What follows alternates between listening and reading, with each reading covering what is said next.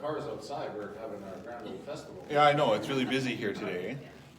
Okay, so then we'll get started. Well, welcome everybody to our first back in-person church history class here. This is since before Christmas, I guess.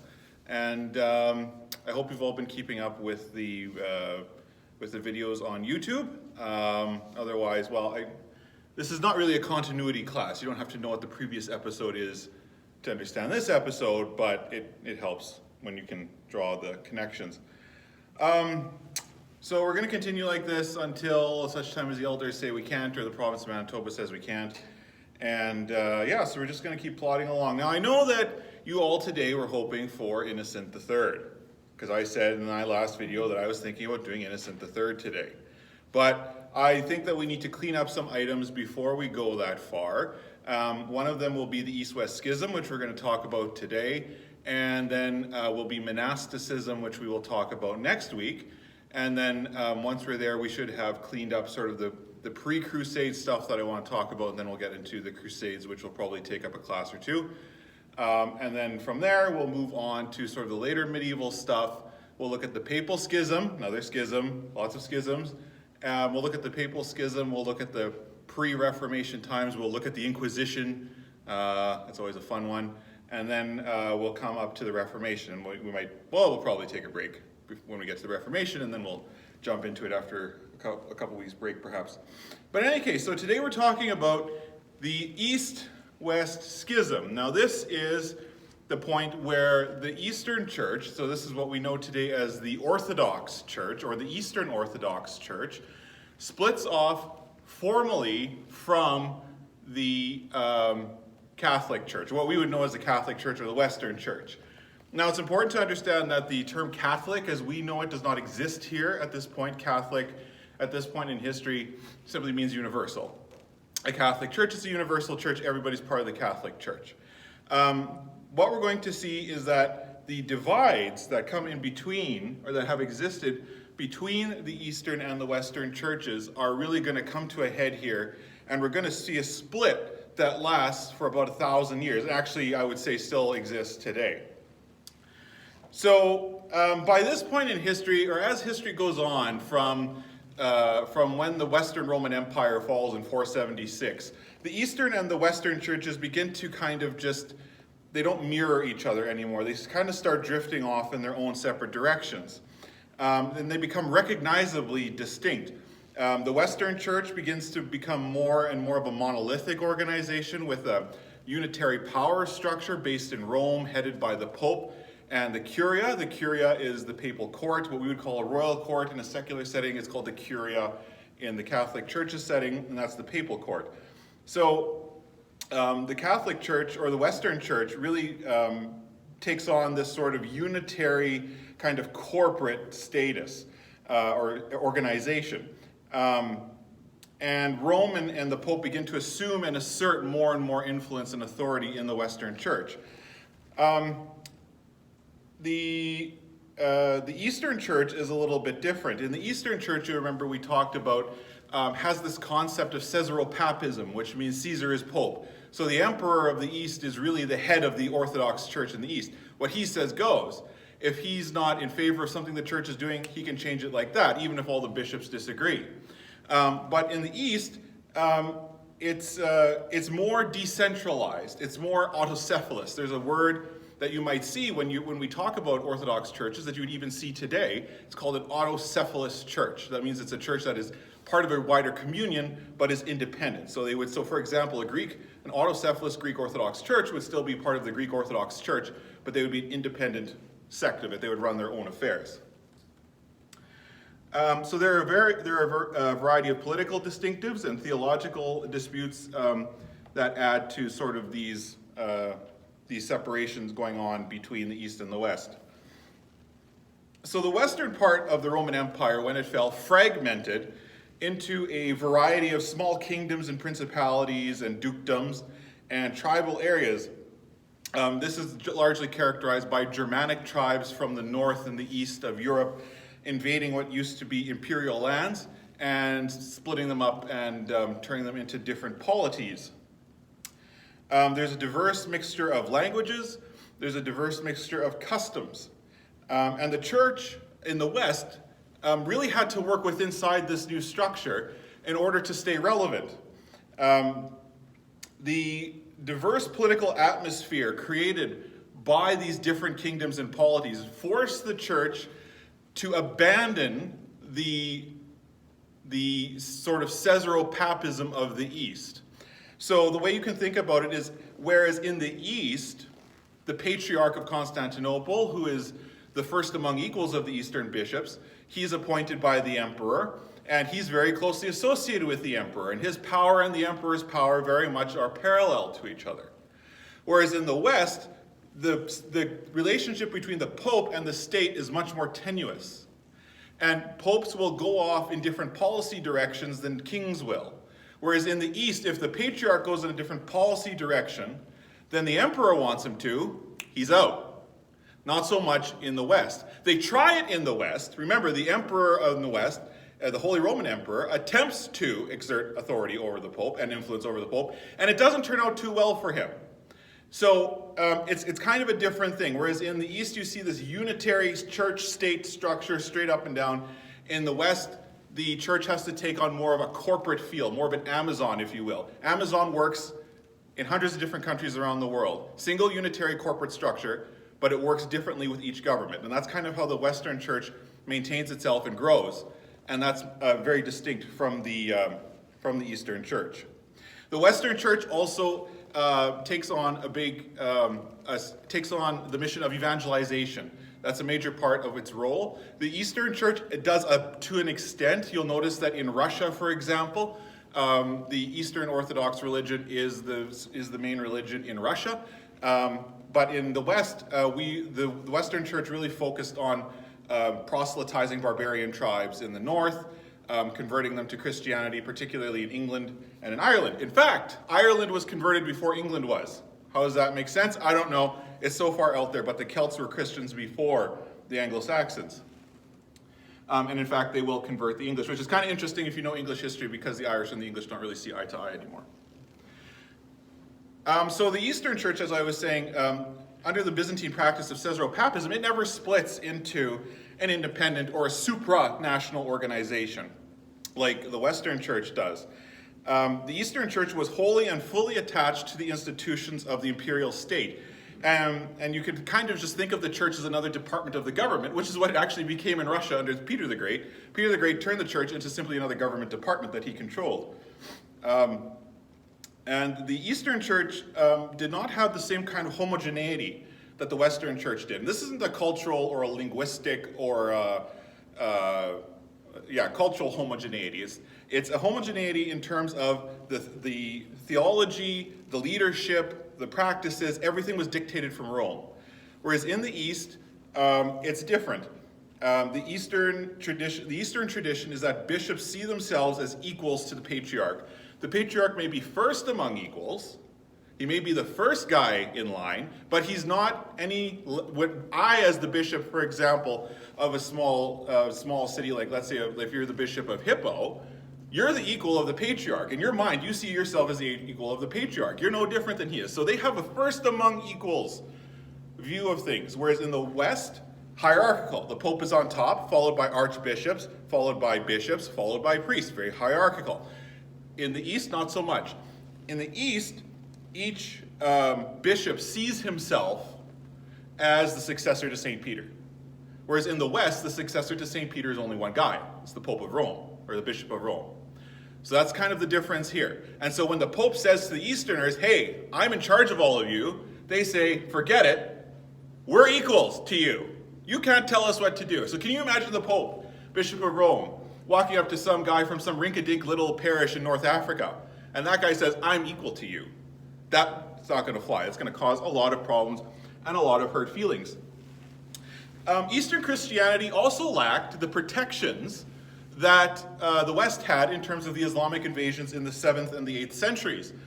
The Eastern Church is right butt up against the Islamic territories that are being conquered, or the territories that are being conquered by Islam. The West is not so much.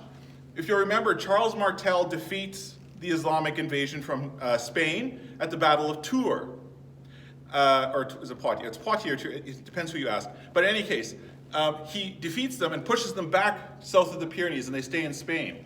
And so the West is protected in the West from the Muslims in Spain, because they kind of stagnate and they don't really grow after that. And they're protected in the East by Constantinople. Think of Constantinople and the Byzantine Empire as a cork. They are a cork that is holding back the Islamic hordes. And if you look at, so if you look at, this is a map here. So if you look at the Byzantine Empire here in 1025, you'll see Constantinople right in the middle there. The only way you can cross from Asia into Europe is by going over the Bosphorus through Constantinople. That's the easiest way to get across. And Constantinople is a fortress city. It is incredibly well protected. And the only time it ever falls to a foreign invading force, apart from the Fourth Crusade, is when it falls in 1453 to the Muslims, when they start using cannons. That's how good its defenses are. So the West is protected by this cork, but the East is not. The East bears the brunt of this. And so as the Islamic Empire expands, Eastern churches quickly get subsumed under Muslim rulers. And so what you have is that as these churches get picked off by the Muslims, the church in Jerusalem and in Antioch and in Caesarea and in Egypt and all over North Africa, they are stuck. They cannot take orders from the emperor. They're not under the emperor's control politically.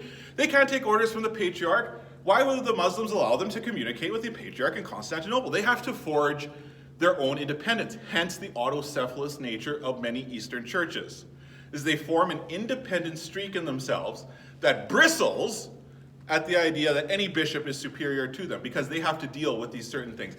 So this is why we see the Eastern church not gain as much influence as the Western church, because its territories are constantly getting gobbled up by Muslims. And in 1453, it all gets gobbled up. And they have to come up with a new way of interacting and a new way of governing themselves, which they do.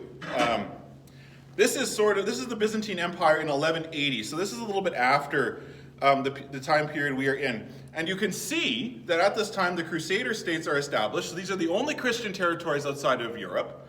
They're on the Mediterranean there. They will not last more than 200 years. The rest of the time, the Muslims under Zangi and then later Saladin will conquer that, and they will basically end any Christian pretenses to governing the East. This becomes a very Muslim territory, and the Christians, the Eastern Church in particular, has to come up with a way of dealing with Muslim rulers, and they do. They take Muslims gave Christians a secondary status called dhimmi. They paid a tax. They were not allowed to expand their churches. They were not allowed to evangelize, but they were allowed to worship. Their churches couldn't look like anything. You can't have a steeple. You can't have a bell, but you can worship. And if you have kids, they can be baptized, but you can't go and convert a Muslim. To convert a Muslim is death for you and a punishment for him. So they managed to keep themselves going in this sort of reduced status that they have, which is why you see such a fierce independence from a lot of Eastern churches. The Eastern Church is allowed to maintain certain churches, important churches in Muslim-controlled areas, but they are often under the guardianship of Muslim noblemen. So, for example, the Church of the Holy Sepulchre in Jerusalem is under the guardianship, I believe, of 2 Muslim families. There's one family, each has a key to the church. They are the guardians of it, but the church is split in terms of running by, I think, the Franciscans and the someone else. Anyway, it's kind of this hybrid nature that keeps the church alive there. Otherwise, the Muslims would have just simply wiped it out. The Eastern and the Western churches clash over structure. Like I was saying, the Western church holds that the church is universal, one structure, one hierarchy, one communion, one pope. Communion is an important thing. Communion is the symbol of membership in the church. To be denied communion is to be denied membership in the church. To be denied membership in the church is to be denied membership in heaven. It's a very serious thing in this time to be denied communion. It's a very serious thing today to be denied communion. It's excommunication. And so when you say, our church is the one who determines what is the correct communion, that's a very big statement, is to say our church is the one who holds the keys to the kingdom of heaven. Remember the power of the keys. So they clash over this. The Eastern Church and the Western Church, they clash over the equality of bishops, as I was saying. Each bishop says, I am the successor to St. Peter, not just the Pope. And interestingly enough, in this way, they're like us, Protestants, right? Like we look at the Pope's claim, and we say, that's ridiculous. How can you claim that you're the successor to St. Peter?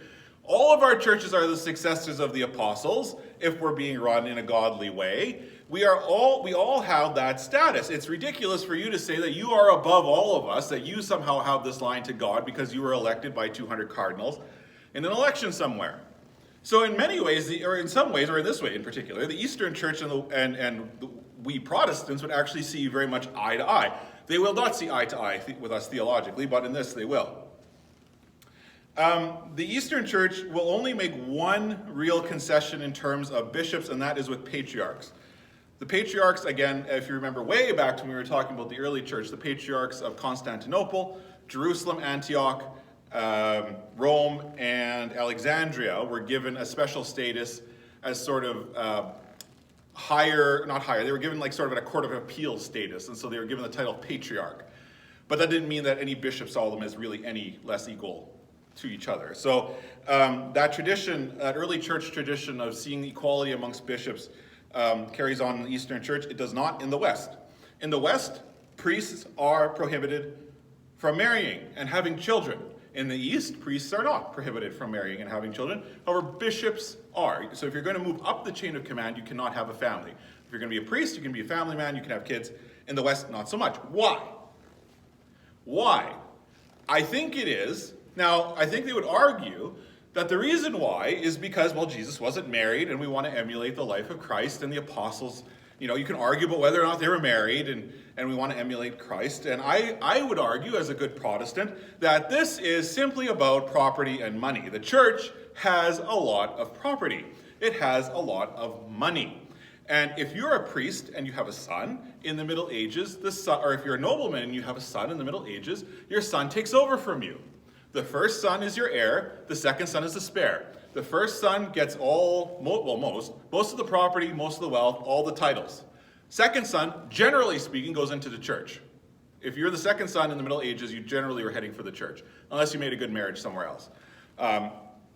Third sons and onwards, church or army, up to you.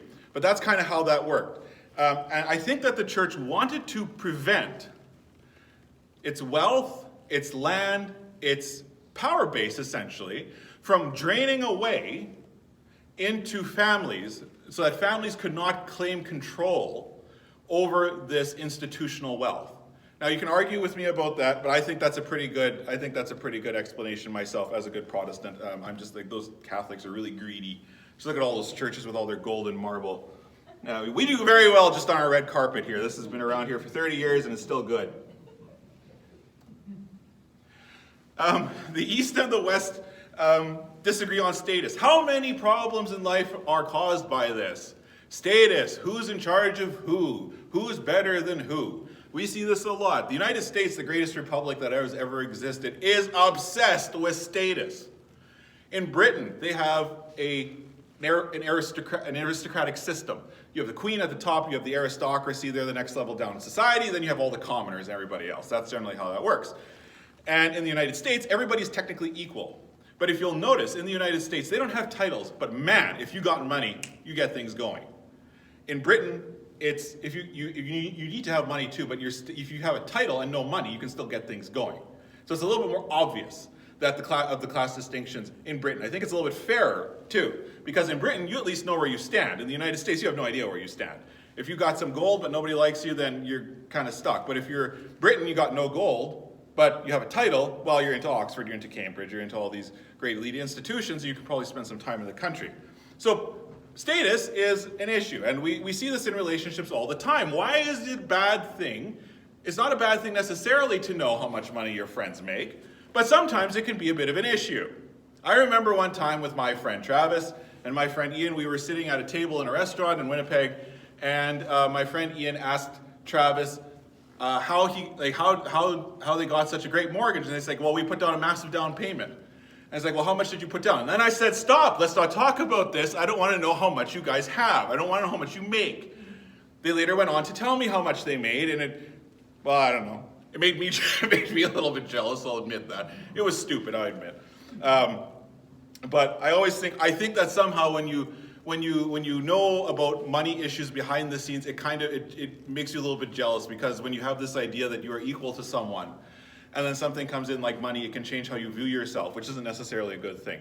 But we're still good friends to this day, even though Ian does work for the CBC. So the Pope in Rome claims the primacy of the papal see in honor and authority. That is the main test of whether a particular church is orthodox, so we're using the word orthodox, conservative, in the faith, orthodox, is the orientation and level of allegiance to the Roman See. How good a church are you? You're a good church if your allegiance is to the Pope in Rome. How good is your allegiance to the Pope in Rome? Are you following all the bulls that come out of Rome? Are you following all the precepts of the Roman pontiff? Are you reading his letters openly in church? Are you obeying what he's saying? This is telling you how good your allegiance is to the Pope in Rome. Are you giving money regularly? Are you tithing well? Is your church tithing money back up the chain of command? In the Eastern Church, they insisted that all Rome was entitled to was the primacy of honor only. So yes, you have the title Patriarch of Rome. Good for you. That's all you get. You get that nice badge, but when we're all together here, that's all that distinguishes you from the rest of us. You don't get an extra vote. You don't get the veto. And the Eastern Church holds, and, like Protestants again, that the test of orthodoxy is what? Adherence to the Scripture.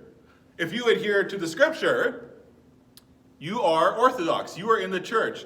That is what is the most important thing. That's how you know that you are a Christian. It's not your allegiance to Rome. It's how well you apply your allegiance, or show your allegiance, or adhere to the Scripture. And then they not only add the Scripture, but they also add the holy traditions of the church, which they believe are passed down from the apostles, and which are based in Scripture.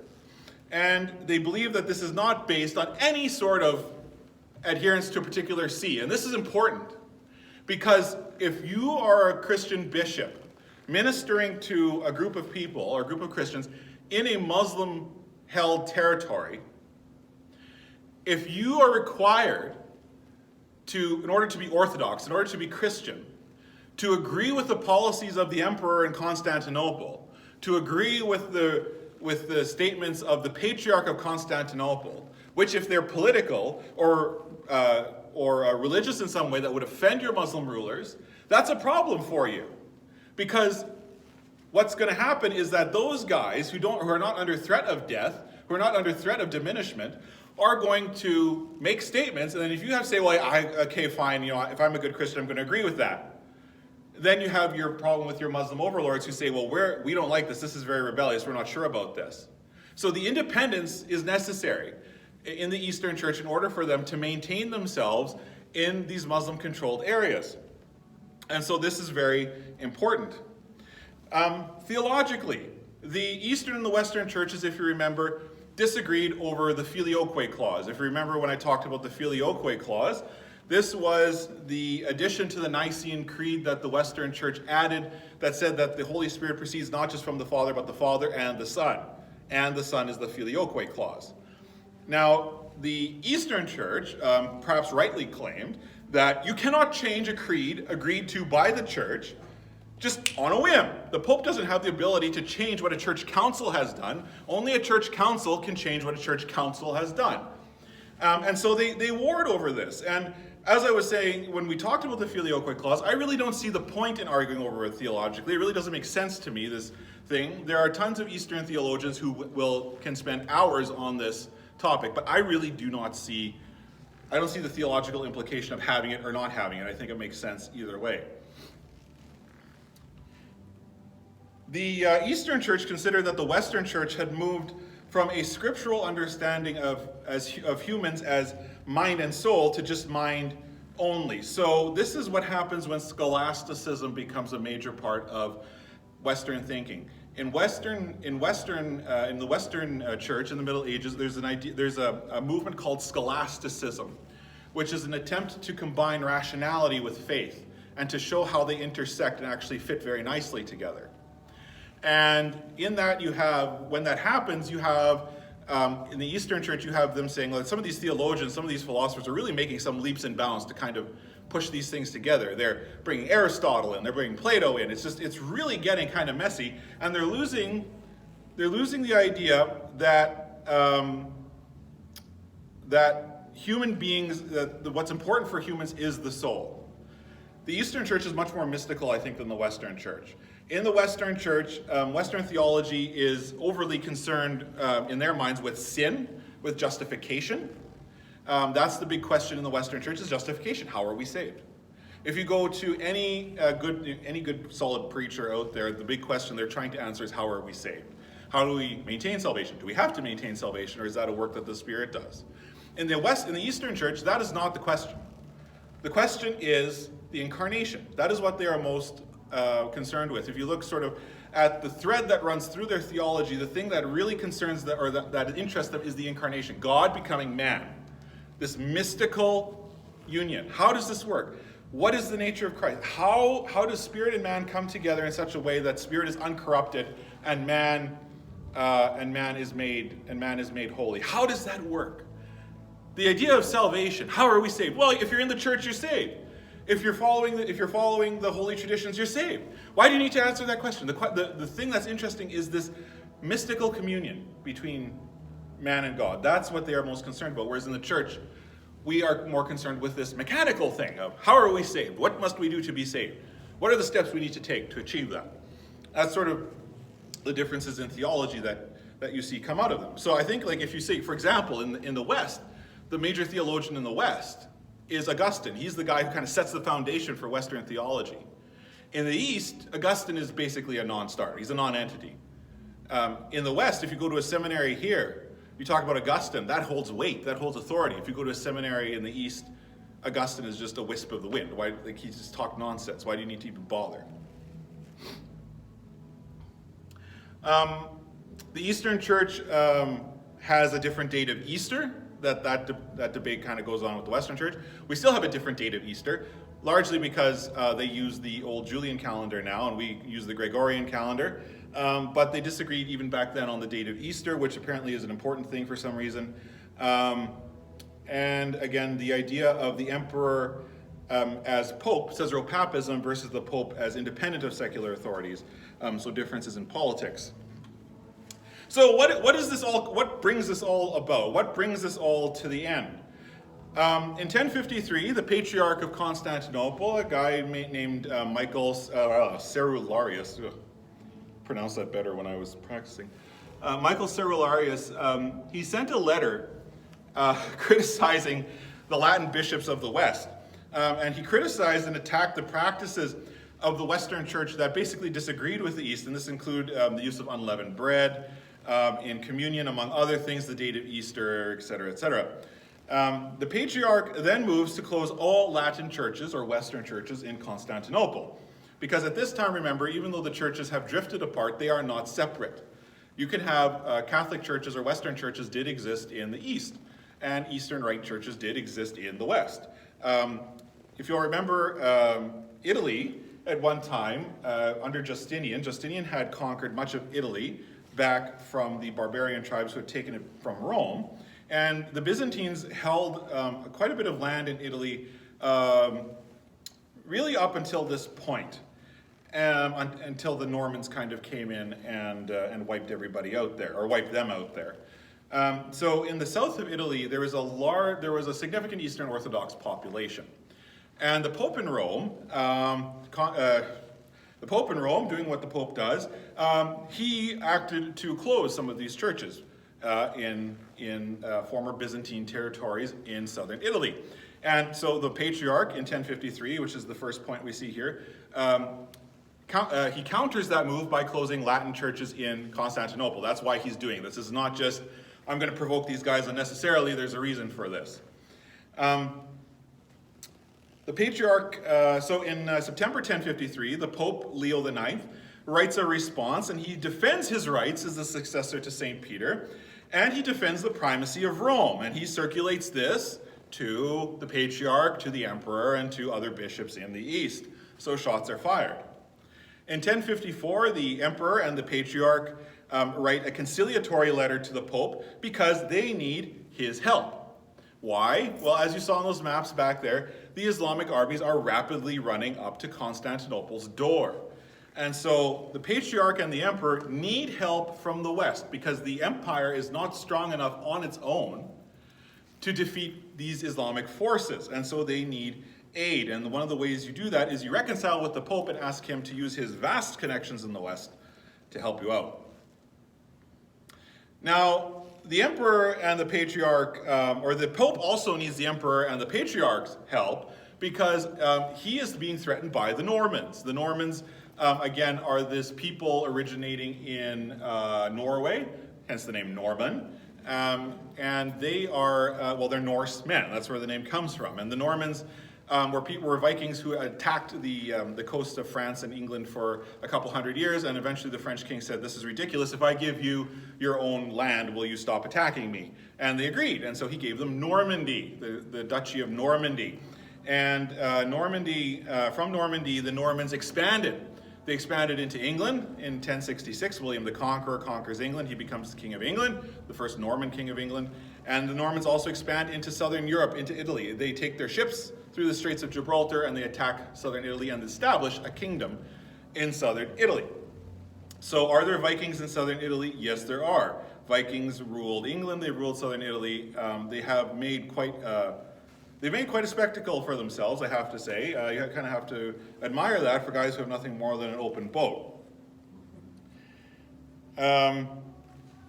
So the Normans have invaded the Byzantine possessions in southern Italy and Sicily.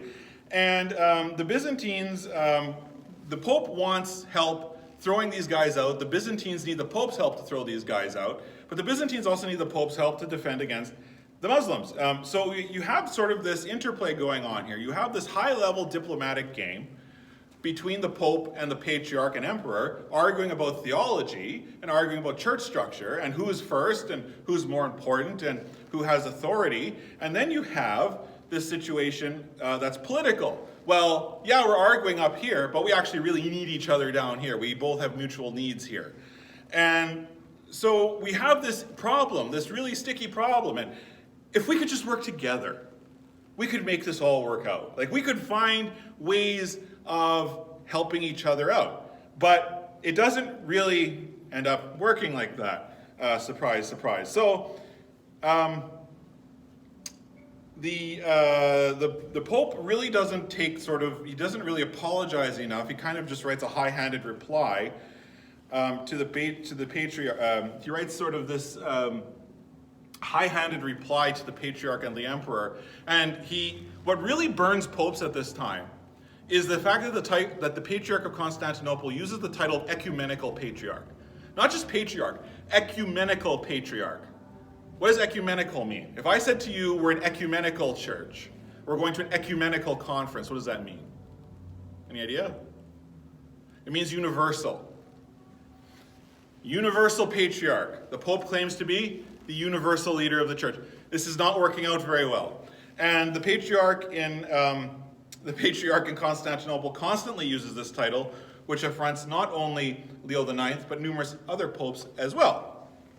So, let's solve the problem. How do you solve a problem in the Middle Ages? You send ambassadors, they go, you send them with plenipotentiary power, which means they have the power of the monarch who sent them to deal in his name, to sign any deal that they need to get things done. This is how you solve things. And so the Pope takes his letters, which he criticizes and also asks us for help, he gives them to 3 trusted men and sends them to the emperor and the patriarch in Constantinople. And these men are Cardinal Humbert of Silva Candida, Cardinal Frederick of Lorraine, and Peter, the Archbishop of Amalfi. Now, Humbert was a terrible choice because he's a hothead and he's an undiplomatic person. He's not a nice guy. He has this very high opinion of himself and the church and the Pope.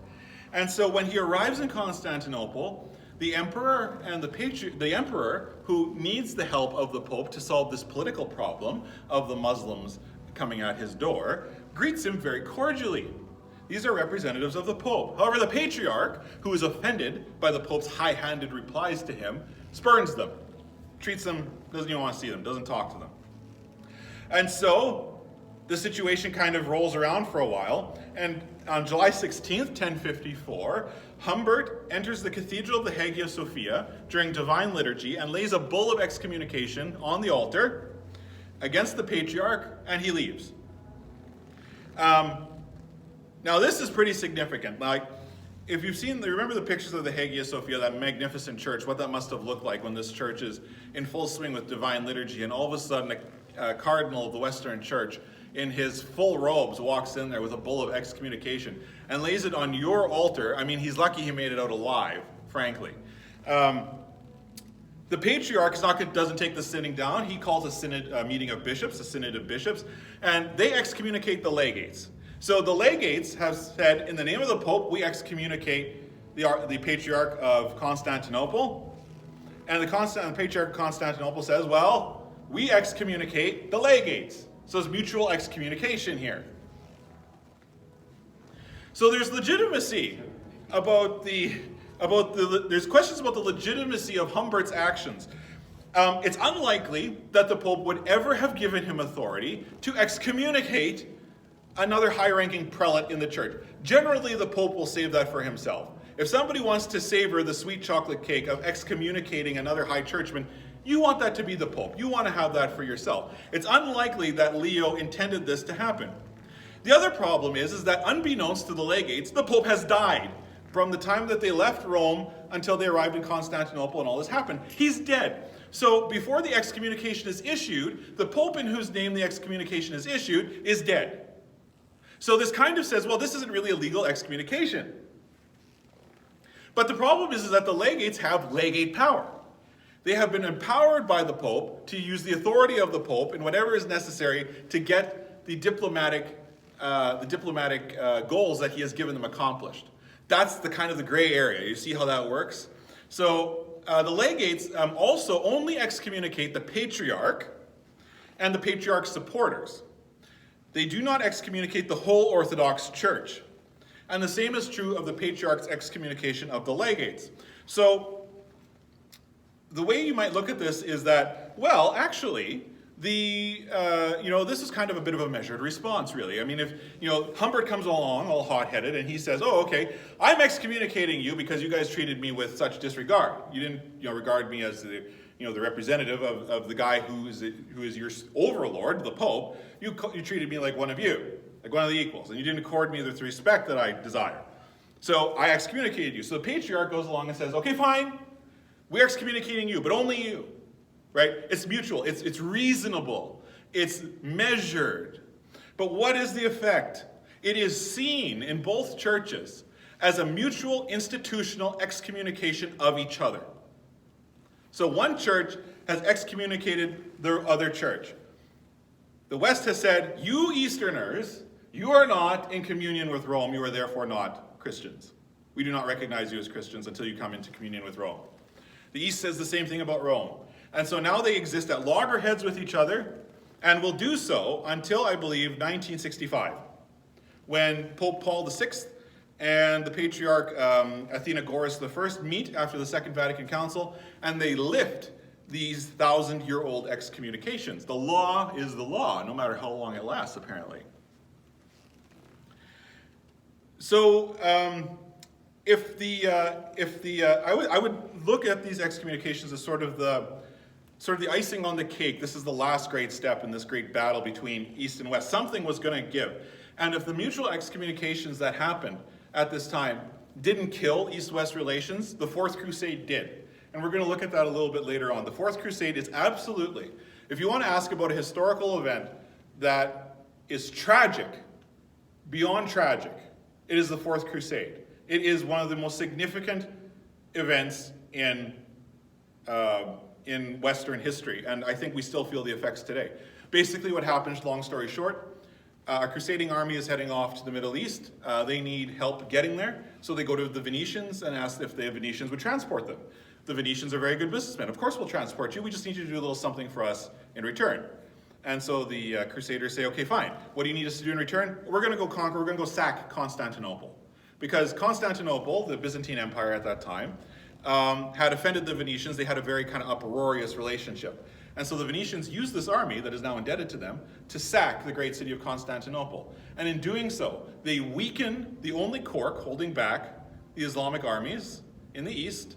They weaken it to such an extent that it will never recover, and in less than 200 years after that happens, or about 200 years after that happens, Constantinople falls, the Ottoman Empire comes up, and now all of a sudden you have Muslim armies in Hungary, and in the 16th, and even in the 17th century, they get as far as Vienna. There is a real, the Fourth Crusade did a lot of damage to the security of the Western Church and to the security of Europe in general, and it was an absolute travesty. And it destroyed a lot of the remaining treasures which were in Constantinople. So it is a tragedy on almost every level. But if you are into Byzantine treasure, if you want to see the wealth of the Byzantine state, go to Venice, go to St. Mark's. They cached all their booty in St. Mark's, and you can actually go and pay and go upstairs to the museum and see all this gold that they stole. Anyway, we'll deal with that later on. So there are Eastern Catholic churches. There are Catholic churches in the East which are in communion with Rome. You've probably heard of Ukrainian Catholic churches. Those are churches that recognize the authority of Rome as bishop, but they are based in the East, and they have a distinctly Eastern flair. They look kind of like Eastern Orthodox churches, but their theology is it's more Western, so it's kind of a hybrid between the two, and they also maintain a level of independence from each other. So in 1054, at the time of excommunication, this is what the Christian world looks like in Eastern Europe. You have the Eastern Slavic peoples, or the Slavic people largely adopt Eastern Christianity, and they spread into Russia and down into Greece and into Turkey, and that's kind of the homeland of Orthodoxy as it is now. And in the West, of course, we remain under the control of the Pope in Rome. And it stays like that. And the distinctives just keep mounting, and they keep mounting. And I think it's difficult for us in the West sometimes, unless we come from an Eastern background, unless we have sort of that Ukrainian, if you have Ukrainian heritage, you will be more familiar with Orthodoxy than someone who grew up in a Mennonite church. Even though, interestingly enough, Mennonites lived among the Orthodox in Russia, right? We were under an Orthodox power. And if you look at Mennonite architecture, in fact, you go into a church at the Mennonite Heritage Village, for example, you will see that the way the pulpits are constructed, it has a very Eastern feel. It's an onion dome that they've constructed under there, and that mimics the pulpits that you would see in Eastern Orthodox churches. So there is some influences, but theologically not at all. That's basically the Great Schism. That's the split between East and West. That's why the East and the West are not one church. That's why they didn't maintain themselves as one church. And that's why they kind of still view each other with suspicion. It's a whole bunch of reasons. It's political, it's theological, it's human. The argument between who's better than who's above who has rights, who doesn't have rights, who has to answer to what. And also, just the historical angle, the fact that the Eastern Church had far more than the Western Church to deal with the Islamic threat far earlier on, and they had to find far more ways, far more quickly, to deal with that. And that also changed the nature of those churches. That's something that the West hasn't had to deal with until recently, I would say. Anyway, questions or comments about what we discussed today? The Egyptian Coptic church, that would Yes. be considered an Eastern church then? It would be, yes. The Coptic Church is interesting. It is an Eastern church, but it was hived off relatively early from the rest of them. So I didn't have a map of the Muslim expansion on here, but I will in the next one. When the Muslims expand, they start in Mecca and Medina in Saudi Arabia, and then they expand outwards. And one of the first kind of non-Arabian places they conquer is Egypt. Egypt, if you remember back to our studies in the early church, it's a cradle of Christian thinking. And you have guys like Athanasius and Alexander coming from Alexandria. So Egypt is a very a very Christian place, and it's a very kind of scholarly Christian place. It's kind of like one of these golden, if you want to think of a golden area or a golden age, it's Egypt in that time. And then the Muslims conquered it fairly rapidly. But if you'll also remember when we were talking about the monophysite heresy, this idea of Jesus having only one nature and that it's divine and that his human nature is subsumed into the divine nature. The monophysite heresy was big in Egypt. And so when the Muslims conquered Egypt, the Muslims have their view of God is a monophysite God. God is one, he's divine. He's not human at all. They see us as we worship three gods, we don't worship one God. And how can God have a human nature? That doesn't even make sense. So when they conquered Egypt, the monophysite Christians in Egypt said, well, we have actually a lot in common with how the Muslims view God. And so they kind of got along initially that way. It didn't end up, lasting.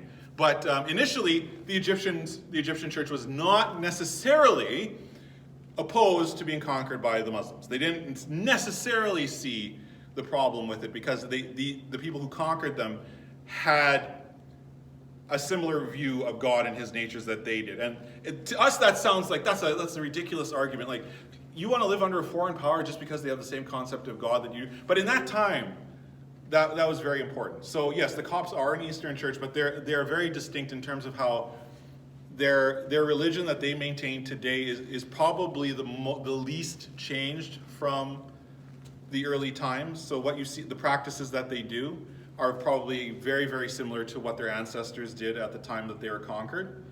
So yes, yeah, they are an Eastern church, but they are different. They have their own pope, they have their own church hierarchical structure because they were hived away from the Eastern church so early on. Yeah. The Reformation, did the Eastern church go through any part of the Reformation, adopt any of it, and how did it affect them? The Reformation did not affect the Eastern church. And the reason was because by the time that Luther nailed the 95 Theses to the door of Wittenberg, the Ottoman Empire was well entrenched. So the Ottomans had taken Constantinople in 1453. So Luther is doing the 95 Theses roughly 60 years after that. And the grievances that Luther had are against Western practices or Catholic practices, Catholic theology, and the problems inherent in that. The Eastern Church, I think, to him wasn't even a concern because the whole of the East, except for Russia, was under the authority of the Ottoman Turks. So I don't think that any of Luther's thought really penetrated out there because Luther's thought, remember, Luther's thought harkens back to Augustine. So Luther goes back and he sort of reclaims Augustine. The Catholic Church kind of forgot about Augustine with Gregory the First, and as time goes on, they kind of say, yeah, well, we're Augustinian. But they adopt non-Augustinian notions of, working for salvation or works and grace kind of working together to give you salvation. Whereas Luther was saying, look, no, this justification is by faith alone, by grace alone, through Jesus Christ alone. And that's an Augustinian notion, and Augustine in the East again is kind of a non-entity in terms of as a theologian. So his thinking, the things that he was concerned about really weren't things that the Eastern Orthodox were concerned about, and so his impact on them has been pretty much nil. The Reformation was very much a Western thing. In the East, the Eastern Church kind of carries on very much in the same traditions that they have. They consider their traditions, their practices, to be the true practices of the church. They are the ones who held true to the practices of the true faith and the true church throughout all the slings and arrows and all the trials that came at them. They held true to it, and so they consider themselves to be the true heirs of the apostolic church. So, but that's a good question. No, the Reformation had very little to no impact on them, and also because the Reformation turned into a political debate, and because the Eastern Christians had really no political power, there was nothing that really could be done there either. And I don't think the Islamic rulers would never have allowed sort of Reformation ideology to kind of infiltrate that area because it was kind of what it did is it said that Christians have the ability to interpret Scripture and if your pastor is preaching something to you that's wrong, you should tell him, and then if he doesn't stop, you should leave. Now, what imam or what Eastern leader is going to say, I like that level of independence for my subjects, particularly subjects who don't share my religion? So, yeah, it didn't quite work that way. Russia, the Russians were not influenced, of course, by the Ottoman Turks. They were not ruled by them, but they were so remote. Russia was so remote at this point in time, at the time of the Reformation, it wouldn't have even considered. And again, the Russians didn't have czars at that time. They had grand princes, but they were very much the grand princes of Moscow. When Constantinople fell, considered that Moscow was the third Rome. So the first Rome was the original seat of the church. It fell to the barbarians, and then Rome moved to Constantinople. It fell to the Muslims. What is the only remaining Orthodox church that's free? It's the Russian church, the Russian Orthodox church. And so they consider Moscow is the third Rome. And that's a notion that kind of still exists to this day, in fact. They consider Moscow to be the third Rome. The Patriarch of Moscow was kind of now the leader in their mind of the Christian church worldwide. So it's interesting. I mean, we don't think of Russia in that way. We've been conditioned with the Cold War in mind. I mean, I was born during the Cold War. Is anybody here born after 93? One? So there's one person in this room. Were you also, Joe? Okay. So there's two people in this room who were born after the end of the Cold War. So for those of us who weren't, the idea of what Russia is, what it represents, is very much influenced by Cold War thinking. And I know for me that's particularly true. But on the other side, in terms of the Russian Orthodox Church, they really do view themselves as the third Rome. They are the successors to the original church, because they maintain the traditions and the beliefs of the ancient church. And so they really do see themselves that way. So Couldn't you just as easily replace Cold War with communism? same thing. Yeah. Yeah. And in fact, the Russian church survived remarkably well under communism, considering how Stalin persecuted it before the Second World War. When the Second World War happened, he realized that having priests around was actually a morale booster for his troops, and so he stopped persecuting priests. But before that, he really went all out on, we're talking tens of thousands of people just slaughtered by Stalin. But they managed to survive, and they have a very cozy relationship with the Russian government today. And that's really, and we could look at that today and say, well, that's really odd. Like, why is Vladimir Putin, who's widely seen as kind of a thug and a crook and an oligarch, why is the patriarch, who's supposed to be a holy man, kind of cozying up to him? But that's the way it's always been done. The patriarch and the grand prince and the czar have often had a very cozy relationship, because again, it's this idea of Caesaropapism. This idea never really leaves in the East, and the Russians kind of just take it and they run with it as well, and they do it even better than the Eastern Roman Empire did. Peter the Great not only proclaims himself head of the church, he turns the church into a government department. That never really happened in the East, but it does under Peter the Great. Any other questions? Any questions about anything we've discussed since any of the other videos, or anything that we've discussed since we last met here? Any burning issues? I kind of have a question about theologians of the Middle Ages. Yeah. Are there any Yes. any prominent theologians Yes. kind of between Augustine and Luther? And Yeah. A lot of people would say no, but there was. We'll look at Thomas Aquinas. He's probably the biggest one. Thomas Aquinas is a scholastic, and scholasticism, as I said before, was sort of this idea, or this attempt to mend rationality to spirituality, to how can I be a rational human being and still have a faith in something? It's a question we still struggle with today, actually. This is a major question. And Aquinas and the other scholastics really struggled with that question. And there are they came to some interesting points. I think a lot of what he said we would look at and say, oh, I kind of agree with that. But yes, we will look at Thomas Aquinas as probably the biggest one. We're going to look at the proto-reformers as well. So these would be guys like Wycliffe and Jan Hus, who kind of were the Reformation before the Reformation. These are the guys who didn't survive, whereas Luther did. So we'll look at them as well. But yeah, in terms of theologians, I think Aquinas is going to be the big one that we look at. We might look at Anselm of Canterbury a little bit, but yeah, there's not terribly much there. Yeah. Good question though. Any other questions? No? None? All right. We are at 8:01, so I think we'll call it a day here. So next week we will look at monasticism. We'll look at the impact of monasticism on monasteries. We'll look at the life of the monks. We'll look at monkish orders. We will look at military orders, which is kind of interesting. So the Templars and the Hospitallers. We'll look at the Dominicans and the Franciscans, and then after that we will. I think we will either hit up the Inquisition or we'll start the Crusades. Two really interesting topics. Anyway, I'll save it. Maybe I'm gonna have, see if we can get the Spanish Inquisition to show up or not.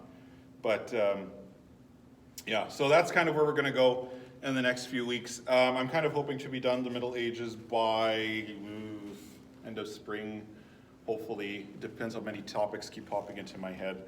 But then at the end of spring, then we'll kind of take a break, and then we'll come back for the Reformation, which will be just a huge thing in and of itself. So anyway, that's about it. If anybody wants to stop and chat, that's fine. Otherwise, have a great evening, and we'll see you next week.